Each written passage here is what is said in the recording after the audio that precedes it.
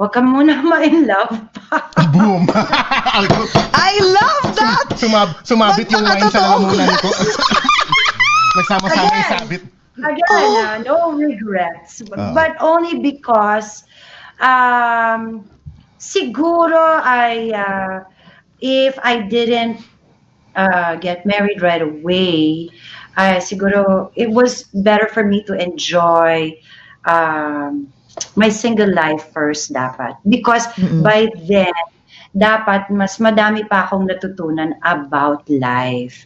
So siguro yung first heartbreak ko, hindi ako yung parang nagunaw talaga yung mundo ko. Kasi parang nagunaw ang mundo ko kasi nga, first heartbreak, first love. So, hindi First ko lahat, nakayanan. Hindi ko alam yung dapat gawin ko. Na-confuse rin ako. Alam mo yun.